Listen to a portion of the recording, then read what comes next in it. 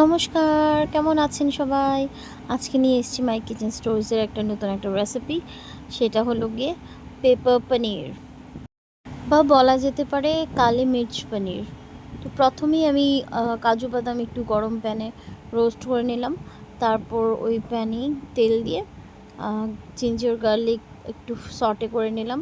সাথেই অ্যাড করে দিলাম কুচনো পেঁয়াজ আর দুটো কাঁচা লঙ্কা। এই সবগুলো যখন মোটামুটি একটু রোস্ট হয়ে এসছে তখন ওটা আমি ঠান্ডা করে একটা জারে নিয়ে নিলাম। নিয়ে এটাকে ভালো করে একটা পেস্ট বানিয়ে নিলাম। বাট পেস্টটা আমার কাছে একটু ড্রাই ড্রাই লাগছিলো, তাই ওটাতে আমি 2 চামচের মতো দই অ্যাড করেছি। আর দই অ্যাড করার পর আমি এটা আবার একটু ব্লেন্ড করে নিয়েছি।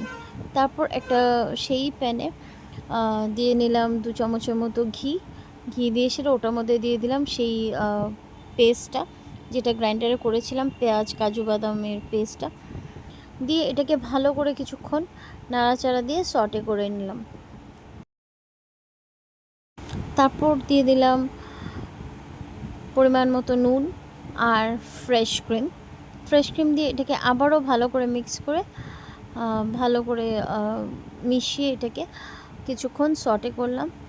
তারপর যখন এটাতে ফুট ধরে এলো তখন সামান্য পরিমাণ জল দিয়েছি। জল দিয়ে আবার এটাকে ভালো করে মিক্স করে 2-3 মিনিটের মতো একটু ফুটতে দিয়েছি। তারপর ওটাতে আমি পনির অ্যাড করে দিয়েছি, দিয়ে আবার 2-3 মিনিট একটু ফুটতে দিয়েছি। যখন মোটামুটি এটা হয়ে গেছে তখন ওটাতে আমি অ্যাড করে দিয়েছি ব্ল্যাক পেপার পাউডার, যেটা আমার কাছে ক্রাশ করাই ছিল।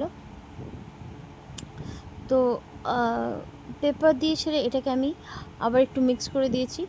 বাস কালি মির্চ পনির বা পেপার পনির ইজ রেডি। তো দেখতেই পাচ্ছ রেসিপিটা অ্যাজ সিম্পল অ্যাজ দ্যাট। আর খেতেও খুব টেস্টি, খুব একটা মশলাপাতিও লাগে না। আমার জন্য আমি করেছিলাম সাবুদানার খিচুড়ি, তো ওটার সাথে আমি নিয়ে নিয়েছি পেপার পনির আর একটু মাশরুম করেছিলাম, দহি মাশরুম, সাথে নিলাম দহি মাশরুম। সো এটাই ছিল আজকের লাঞ্চ। আজকের ভিডিও এখানেই শেষ করছি। ভালো থেকো, সুস্থ থেকো, দেখা হবে পরের ভিডিওতে। টাটা।